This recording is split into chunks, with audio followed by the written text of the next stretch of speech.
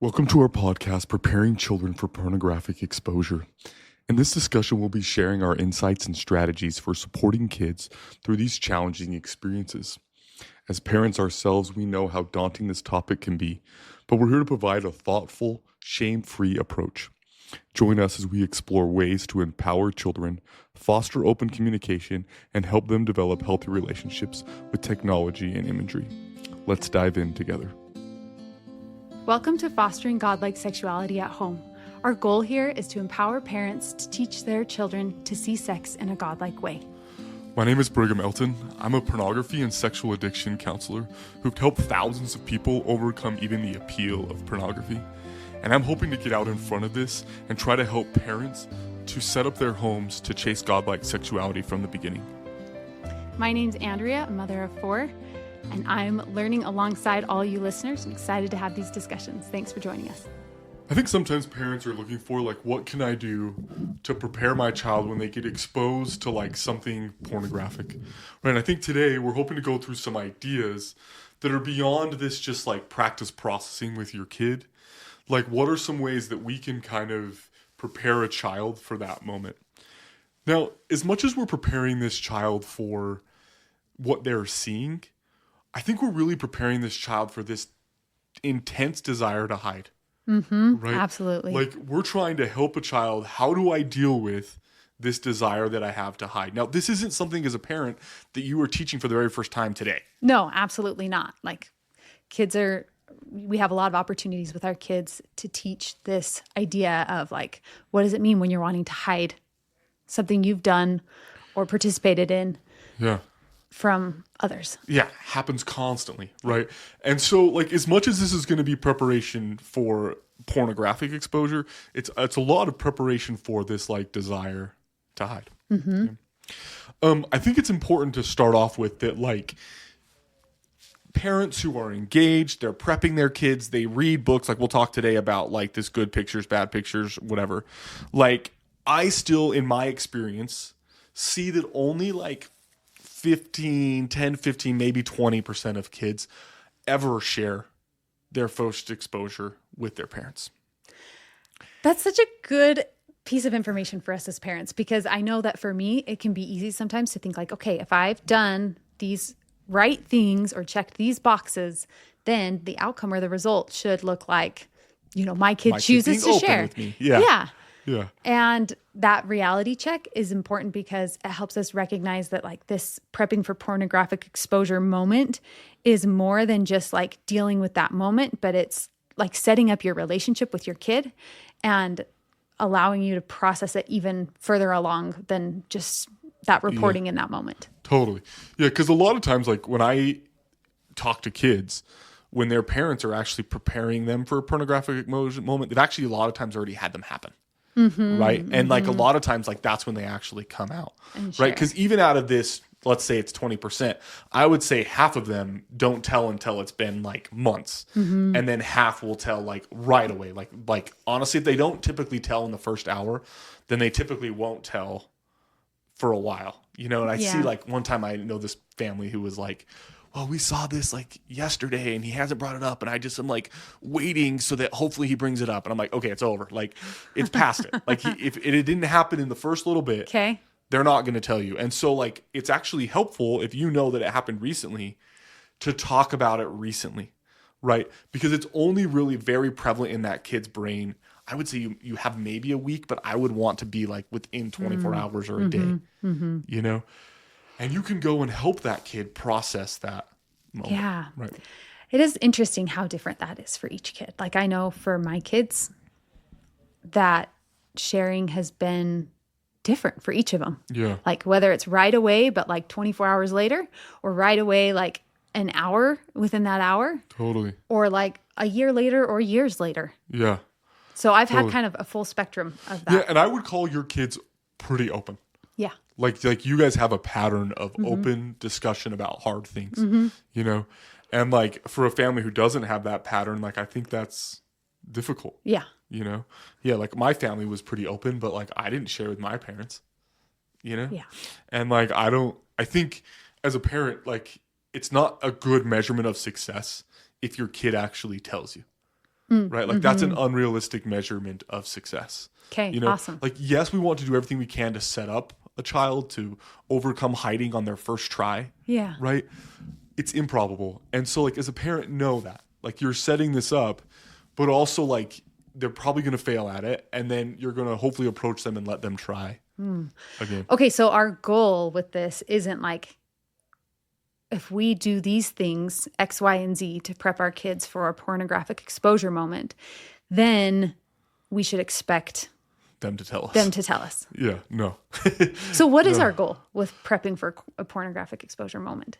I think like my goal for my kids is a couple things. One is that, like, I want them to feel like they can process it. Okay. Right? I also am not expecting them to be successful. Like, I'm hoping that they can be successful, but I'm not like, yeah, for sure, if I do these things, my kid will be able to do it. Like, I get that. You know, but I want to set them up for success with that initial exposure and how to process it. Second is I want to set them up for success with hiding, to believe that I really do want them to share with me. If they don't, which I'm kind of counting on that they don't, that's why I want to monitor my kids' tech use, you know, in particular. Like, when they don't, pretty much, like, when they don't, I want to be able to talk to them about hiding. And then talk to them and you'll feel the room shift, right? As they like get it off their chest. Like, I'm sure you've experienced it with your kids as they like say it for the first time and really process it. Yeah. There's just this huge relief. Yeah. Now, when they get that relief, I want to identify that, like, okay, I want to talk to you about this, and this is why. It's because I want to help you process it and find relief. Yeah. You know? And again, like, we talked about this a little bit before, but like, this is more an I want to than a you need to. Yeah. And let's talk about a little bit the danger of doing this kind of like, you need to, in this moment, do these things. Yeah. Pressure can really quickly lead to hiding, right? Like that intensity of the moment. Pressure, there's going to be more emotional pressure. It can just increase the hiding when it's like, hey, you need to. Yeah. Versus an I want to. When there's this like set list of expectations that the kid should meet, then there's always this question for them like, oh, did I do it right? You know, like, I know for one of my kids, his feeling was like, I don't really like when people say like, you should immediately turn away or turn it off when you see something inappropriate, because he's like, I just then always wonder like, well, did I do it immediately? How do I know when immediate is? Yeah. And then there's this trying to do the right thing outwardly rather than trying to process and find relief. Totally.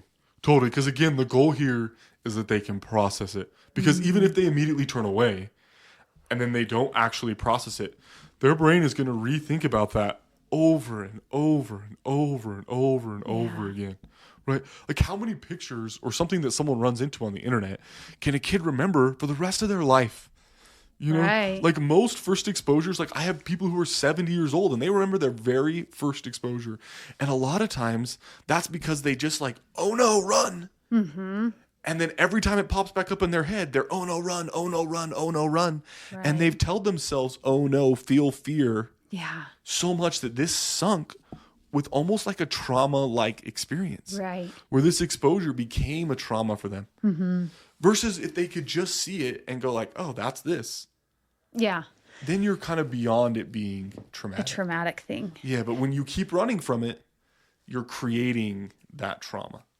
So I really like this idea that like prepping our kids matters. However, as parents, our goal may need to shift a little bit to like this outward measure of success of like, my kid reported in this time frame or told me right away or turned it off immediately, whatever that might mean to you as a parent. But that our goal is having the opportunity to teach about the damage of hiding, to talk about like what it means to process something. So I think like, you know, when we're trying to say like, turn it off or turn it away, what we're really trying to say is you need some space from the thing that's causing your brain to like kind of freak out and causing that stress on your system. You need space from that so that you can process it. Yeah. And so we can teach that principle of like, turn it off and turn it away.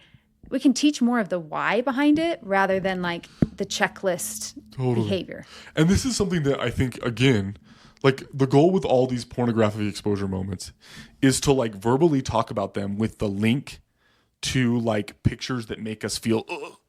Yeah. But it's something that we're teaching constantly, right? This principle you just talked about of like taking space isn't a new principle to our children, right? Like this is the purpose of time out in my home is it's like, which we don't even call it time out, but like we're going to a separate place.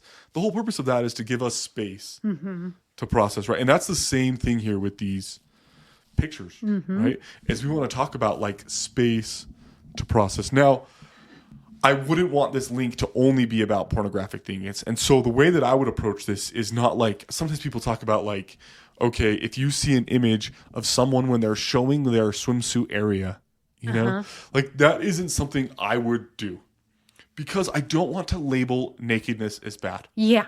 Right. Yes. Thank you. I think that is so critical. Yeah. I know you're a big believer in this, which I love. When I was young, I remember like wondering, like I think I saw my mom breastfeeding and I remember going like, what is she doing? And like, what do boobs even look like? You know? And like, then I was like, oh, I remember I've seen this before. Right. And I remember that in our National Geographic magazines that there were images of breasts. And I'm like, oh, I'm going to go look and see what these look like. You know, I remember going, looking at it, and that was it. That was the whole thing. Like, I wouldn't even call that like an exposure. Yeah. Because it was just like, oh, that's what they look like. Move on. I could have looked up a picture of what does an elbow look like, and it would have been the same. Okay. You know? Okay. And so, like, I think to put all this pressure on nakedness actually, like, can give us this fear of nakedness. Yeah. I totally agree. And I wish I could have done better as a parent, like earlier on, teaching that. Like, I feel like my attitude was always that way. But when it came to like images and like things that could potentially be seen as sexual, I carried a lot of fear of that. And so it was natural for me to just label those things, like create that label on like, this is what you want to avoid. And I think that that's been a little bit hard for some of my kids to kind of unpack as we've tried to improve and do things a little bit more in a healthy way. But there's all kinds of struggles that it can just add to the struggle if we just label nakedness itself as pornography. So pornographic. I love that like idea and that reminder to us as parents that like our kid, even if they're searching like the word boobs, doesn't necessarily mean they're going and looking for pornographic sexual material. Sexual thing. They're looking probably for nakedness out of a curiosity state. Like almost all kids start with pornography in that realm. When they're shown pornography, that can be different. Right? When they're shown pornography, then they'll actually search the word pornography. So this is some things to kind of be aware of. And we'll hit this a little bit now, but we plan on talking about this more when we talk about how to respond to a moment. But just because it's here in this conversation, like, there's a big difference between searching naked girls, searching like boobs, searching like breasts, right? Like those are the typical common, very curiosity-based words, right? Where they're going to end up with porn. Like sadly, like it's not a safe place for a kid to learn those things is the internet, but like they'll end up with porn, but they didn't go searching for porn. Yeah. Now, if you have them looking up porn, it's almost always the word porn. Okay. That is a sign that they have been exposed in some way, typically by somebody else. Okay. Right? Because a kid doesn't know what the word porn means unless they've been shown or someone said it to them or explained it to them. Does that make sense? And so like that would be a very different, like I would approach that as a parent differently. Yeah. Do kids go searching that word just having learned about it from their parents? Or it does happen, and that would that would obviously be more common if a kid is like 11, 12, 13 years old, you know? But like for a young kid to look up the word porn, that's a different story, right? Like someone before the age of 11, like most of us aren't really using the word porn very often because it doesn't mean anything to them, you know? And so like I think that word is usually learned because they're looking for something more sexual. Yeah. Does that make sense? Okay. Let's come back to that. But the next, I want to hit and finish off on talking about this, like, what feelings do images bring? This is one of my favorite reasons that I like the Good Pictures, Bad Pictures Junior book. Okay. Is because it talks about that, like, images can bring awesome feelings. Images can also bring stressful feelings. Images can bring, like, sad feelings. There's so much variance in how an image can make someone feel. Yeah, that and it just like teaches that principle that they're powerful, that they matter, you know. Totally. And so like as a parent, I want to be aware of images that my child brings no matter what. Like they don't need to be sexual. Yeah. Right? But so that would be my focus when I prepare a kid for this moment. Is like if you ever see anything that makes you like feel like ugh or a little bit like what? My job as a parent is to help you understand the world you live in. Yeah. And I would love to talk to you about that. Right? I do this with your mom. Like when I have something and I'm like, huh? Why did grandma do that? Yeah. I talked to mom about it because I want to figure it out. Yeah. And one of the best ways to figure something out is to talk to someone about it. Yep. And that's the goal here, right? Now, I'm trying to, one, give my kid what to do when they feel this, I don't know what to think. Mm-hmm. But also I want to make it so normal. Without telling them, you're not going to get in trouble for this. I want to send that message. That we all have those experiences that we need to take space to process. Totally. Okay. Totally. Right. And I think the more we can practice this, the better. Yeah. Yeah. I think that that's really valuable to make it a principle that you're teaching and not like create a moment that hasn't happened with a specific context, you know? Totally. And I think the way that you explained that, like, yeah, like I even have things where I don't understand something and I talk to your mom about it. That's such a great way to normalize that experience that they're going to have of what does this mean? Or, oh, that freaked me out. Or this is especially true for a kid who's like under the age of 12. And sometimes with 13, depends on the maturity of the kid. But like we are kind of biologically built to learn from our parents until about that age, you know? And so like kids really do, like teenagers don't really care as much about your process, but your young children do. And for you to go like, hey, this happens to me too. This is how I handle it. There's a lot of weight there. So true that younger kid age is like such a good window to teach that. Yeah. What would you suggest if that hasn't been well taught and we're hitting like, 12 and up? Yeah, we're hitting like a teenager age. I still think sharing your process matters, right? But I think if you can find a kid's recent experience, that's going to be even better. Like they're kind of trying to learn on their own now. And so if you can help point out one of their experiences where they found relief once they talked it out, like that is so much better. Or like a peer story. Yeah. A peer like, story hey, really this was on the news, or I was talking to so-and-so's, I was talking to one of my friends and they said this happened with their kid. Yeah. Yeah. I think a peer would stick better for an older kid. Okay. Like just with like the developmental stages, like they'll do a little bit better at that. Like probably like 15 up. Okay. But like that 12 to 15, like they're really their own body is so freaking confusing that they can barely even understand anybody else's. You know. And so like I would be looking for a moment where like I saw them get relief by processing something. Now they could have processed in their own head. Okay. By taking space. They could have processed by talking with someone. Okay. Like I'm just looking for one of those moments. And so those moments I think are pretty common, right? If we're looking for them though, I'm sitting here thinking like, okay, like this is awesome. I can take this home and like try to work on finding specific examples where my kids have processed something and then reflect it back to them. Yeah. Yeah. Such a cool tool to like take. Yeah, because it's, like we talked about like having a third eye view. Right. And like once a kid hits like 12 years old, this really they can start at like 8 or whatever. But like most of the time, most kids are doing this by 12 years old. They'll kind of like look at themselves and go, oh yeah, I did do that. Or like whatever. It's so much easier when it's pointed out to you. Yeah. You know, that it's like, hey, you did a really good job of this. And what an awesome thing to compliment as a parent. Yeah. Because we all need more opportunities to do that complimenting and like celebrating. Yeah, totally. I would make a focus of sharing my experience with really everyone, but like a real focus on young kids to like probably 11, 12 years old. Okay. Then like 12 to 14, I'm probably looking at more like, can I point out their moments?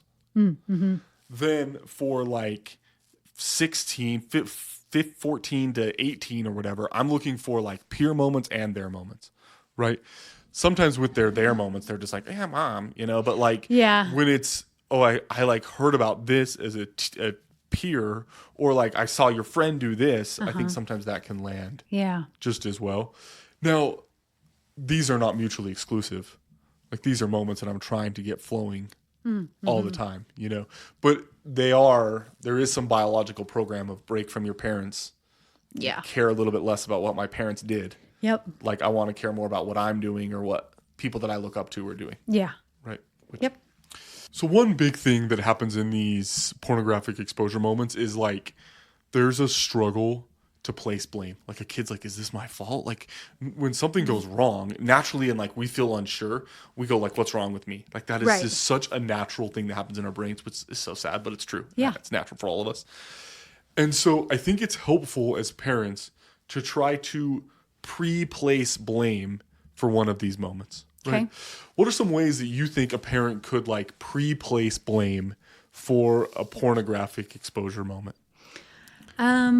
I know some parents that have done like when they teach about pornography, they teach like the pornography industry. Now that's not maybe as applicable to like a younger kid where we're teaching these principles in a broader way. But I think if you are having a conversation with like a teenager or a kid right in the middle of puberty, like you can do a little bit of more like, hey, here's like the motivation. Here's who's behind the curtain on this, you know, like people are trying to make money. Totally.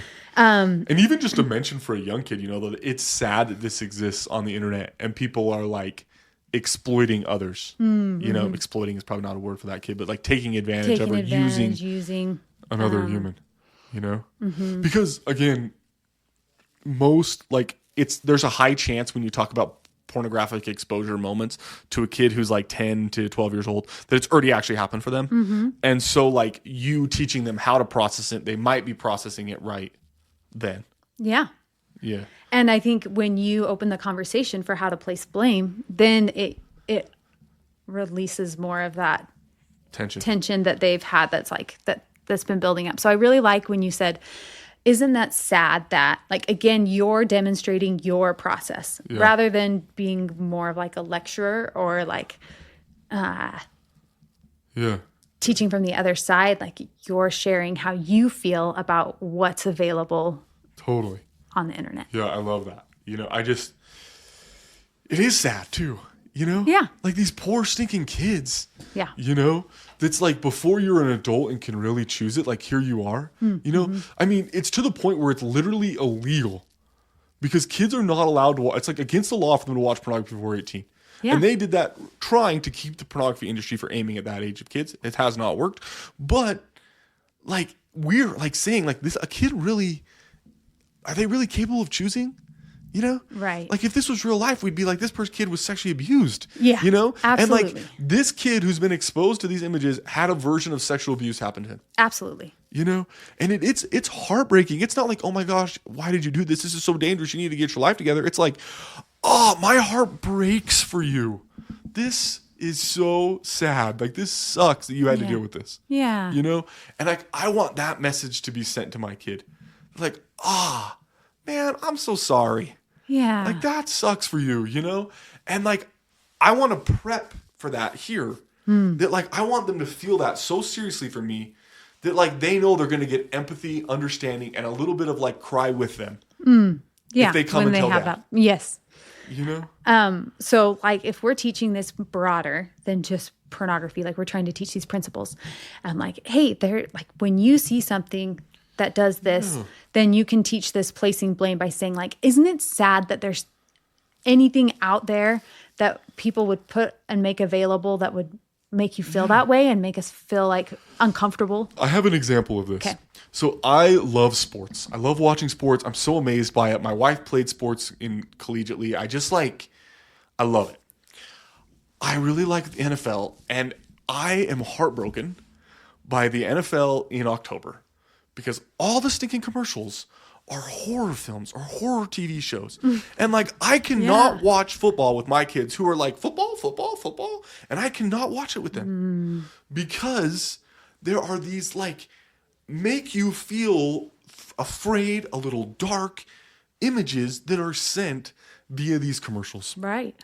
And this is an excellent opportunity for me to, in a non-pornographic moment, show that like, you know what, I'm sorry that this happens. Yeah. You know, and we don't even watch it. But I have already said to my kids, I'm sad that we can't watch football together. Yeah. Because these commercials bring such a dark feeling. Fear. Right. And we've ran into those commercials other places, whether it was like on YouTube or we run into them. And then I bring up that like this actually like it makes me sad. Right. And now you've prepped for this moment of like these images are out there and it breaks my heart they're there. Yeah. Yeah. Cool. I think one of the things that I feel like is really powerful for younger kids when, like you kind of talked about, if they don't have quite the ability to look outside of themselves too much, I do find that like they recognize when they like their own behavior to some degree, even if they can't quite identify all of the feelings behind it. But like I'll tell my kids, if you ever experience something and then you're afraid to talk about it, that's usually a sign that you might need to talk about it. Yeah, that you're under-processed, you know, which under-process isn't the word you're using for that kid, but like, hey, this needs to be thought about, you know, and maybe shared, you know, with someone. Yeah. Yeah. You know, and then I would go to who are your someones? I love that. Yeah. You know? Creating a list. Yeah. Because it doesn't have to be me. Like, I would love it to be me. But if they're at school all day, you want them to have somebody there. Yeah. You want them to feel like they can talk to a teacher. Yeah, totally. Teacher, parent, you know. This is actually one of the reasons I love texting. You know, like, I mean, it depends on when you give your kid access to that, you know, but like, it's like, hey, even a text that like, I want to talk to you about something later. Like, even that is going to give you this sense of relief of that stress of like, oh, yeah, right? Like, you will find peace again just by sending a text like that. And you can send that to anyone at any time. Totally. You know? But I think that like, we want to prep a kid for this pressure to hide. Yeah. That they're going to feel, you know? And again, this is a principle that we can be teaching in our home consistently. Yeah. Because hiding doesn't start when a kid sees porn. No. Like, hiding is a principle of development, really. Yeah, totally. And so natural. Yeah. Yeah. It's actually, really important for cognitive development to practice that and to recognize it. And it tells it really is a sign that they are developing their own moral compass. You know? And so like they're like, oh, I did this behavior. Either I know this person doesn't like it or I don't like that I chose it. Yeah. You know? And it brings this like, it starts with guilt and sadly can go to shame. Yeah. But like, it is a good sign of development, you know? Yet we all know that like real peace and real happiness is not behind, like, it's not coming through hiding. Right.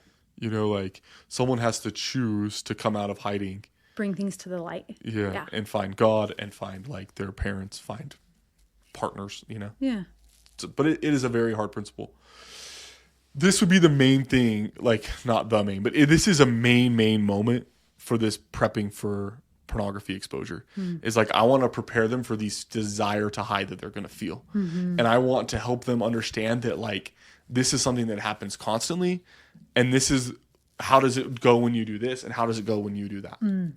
You know? Yeah. And like, again, I'm aiming at all imagery that brings this like, oh, yeah, you know, because this is something I want to talk to them about. If they see something gory that makes them go, oh. I want to talk to them if they see something dark that makes them go like, oh. Yeah. I want to talk to them about if they see something violent and they're like, why would someone do that? Yeah. I want to talk about them if they see like some cop show that makes them scared that like someone's going to get them. Totally. I want to talk to them about it. I want to talk to them about if they see something sexual. Yeah. And they're like, what is that? Yeah. You know? Or why are they kissing? Or why are they putting their mouths together? Or why are they taking off each other's clothes? Like, I want to be there for all that. And so we can prepare for pornography exposure by preparing for all those moments and not making porn its own thing. Its own thing. Yeah. I think that is my biggest takeaway from this conversation is like how to not make pornography its own thing, but put it in that category of like experiences that we're all having in one way or another. Totally. And like, we do want to talk about pornography. Like we do. I probably wouldn't use the word pornography. I would want to mention, like, sometimes you'll see things where like people are like being naked and they're doing these like exposed things. And you're like, what are they doing? Like, I would love to talk to you about that. And like, I would do that in my list that I just made. I would have that be one of the things. One of the things in the list. In the list. But not its own, oh my gosh, thing. Yeah. You know? Especially in early teaching. Yes, especially in early teaching. Yeah. Now there are moments where I'm talking about violence, or I'm talking about like gore, or I'm talking about like darkness, that I would focus on darkness. And there are moments like when I'm talking about puberty where I would focus more on nakedness. Yeah. And like the way that nakedness gets used primarily sexually. Yeah. Like then it would be pretty pornographic focused. Yeah. But like if I'm teaching overall about, hey, images come, I want to stay overall and not make all the overall images about, okay, there's this thing called pornography and it's coming to get you. Yeah. You know? Yeah. Can I ask another question from the teen lane? I know, like, I've heard parents share that, like, they will try and check in on, like, their teen's tech, right? And, like, hey, let me see your phone. And, like, teen runs in the bathroom and, like, hides and, like, starts deleting things. And then parents, like, hey, that's, like, a rule. You can't hide things, you know. And the teen then turns and says, well, you made me because I knew I'd get in trouble. Like, because I knew I'd get in trouble, or I wouldn't have my phone, or I'd have like these consequences, then I have to hide. I don't think, like, I'm trying to think of something I would hate a teen saying to me more than that. You made me, like I took away your choice. I that's where my focus would go immediately. Is just this like, hey, like your choice is your choice. Yeah. Like I didn't make you. You know, and like that would be my whole focus. Like the hiding or whatever. Like, yeah, we can work on that. And just whatever. the idea of agency. But just this, like, if my kid does not see themselves as a chooser, that's the bigger problem. So dangerous. Like so dangerous. Yeah. Like those people come to my office and they never recover from pornography. Like they just don't, because they don't believe they can. Because they don't see themselves as a chooser. Like that's the bigger deal in that moment. Yeah. Yeah. Is it like this kid not seeing themselves as a chooser? Cool. I love that. Right. Also, if you're using a device that I provide for you to hide, then you don't get my device anymore. Yeah. Yeah. And then we'll try again. But like right now you don't. So for that kid to come out of like this pattern of hiding, the first thing to be taught is like choice. Yeah. Because if you're not a chooser, you can't come out of hiding. Like it's impossible. You know, like you have to see yourself as a chooser. I love the story of Adam and Eve, right? I love that, like, here they are, they partake of the fruit, and then Satan is like, hey, quick, hide. Like, you were naked, you know? And I think two things come with that. One, hiding is the natural temptation that comes after when we do something against God's law. Yeah. Two is... And that it didn't come from God. Yeah. Like, the natural inclination to go hide had to, like, be placed there. Totally. By another being. Another being. Another God of this world. God, technically? I don't know, maybe. Whatever. But also it comes with this you are something, which is the R phrasing is shame-based. Like, I am bad. Instead of I did bad, I am bad. Like it's a reshaping of identity. Yeah. Right? Like, who you are is not enough. Yeah. Like, hiding comes with this message of who you are is not enough. Yeah. Right? And you aren't really stronger than this choice. Yeah. This choice is more powerful than you. And we're already in an addictive cycle. Like right then, we're like being pulled into an addictive cycle. When they choose to come out of hiding, so like God comes, right, and it's like, Adam, Eve, where art thou? You know, which God obviously knows where they are, but he lets them come out of hiding. And they say to them, here's the situation, and I did eat. Yeah. Now that phrasing matters. I chose to eat. Here was the context. Yeah. With which I chose. Under. Yeah. But I chose. Chose. Right. And like that I choosing is so necessary for their future healing. Yeah. Yeah. And that I choosing is so necessary for their future healing. Yeah. Because that I choose then allows them to choose something different. Yes. Which God says, here's the Savior. Here's how you choose. Exactly. Us. Yes. Here, this is the path of redemption. Also, let me cover your nakedness for you. You know? In the very first meetings I have with people, one of the very first things I teach is hiding. And then I ask them to text me, I chose to use. Don't tell me use. Don't tell me I slipped. Don't tell me that like it got me or like I lost today. No. No. I chose to use. So interesting. Those verbs like I slipped, like that tells you it wasn't your fault. Yeah. That I lost, like somebody else was against me on Beat this. me. Yeah. I lost today. You know? It's like, no. You need to see it as your choice or else you can't change it. Yep. Right? It's the same thing when like people come to me and they with their assignments. And like I had a kid come the other day who didn't really do any of his assignments. And I'm like, okay, like what happened? And he's like, oh, well, this. I was like, okay, so like who chose for these not to get done? He's like, well, and I'm like, no. You chose not to do them, correct? I understand that there were other extraneous circumstances, and maybe they were good reasons, but you chose not to do them, correct? Yeah. He's like, yeah. That same kid, 8 weeks later, shows up, and I'm like, hey, tell me about your assignments. He's like, I chose not to do them. Right? And like that is the biggest jump for him. Honestly, he's not made a lot of pornography progress. But like if he can see his choices as his and that he could choose differently, we've broken him from like an addiction cycle of life, not just an addiction cycle of porn, which is going to be a bigger deal now. Right. Yeah. That foundational shift has happened. Yeah. And that's the same thing with this, like I'm hiding my phone or you made me or whatever. Right? Like we do want a kid to believe that they're choosing it. Yeah. Right? And we want to celebrate great choices and we want to teach about dumb choices. Let those dumb choices be teachers as well. Yeah. And I think an awesome thing here is we talk about pornography exposure.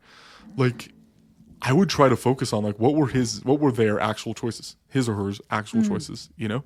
Were they choosing to like be on the internet in a risky way? Were they choosing to like look up nakedness and they were curious? Were they choosing to like try to find something pornographic? Yeah. Were they choosing to try to process what they had seen before or their friends mentioned to them and they're like, what is that? Yeah. You know?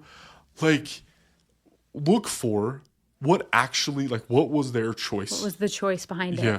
And I would not try to correct that choice in the moment. Okay. But I would be storing that as like, hey, this is something I want to reteach to my kid when it doesn't feel related to this behavior right now. Yeah. Right. Which again, we'll hit that with responding to a pornographic exposure moment. Okay.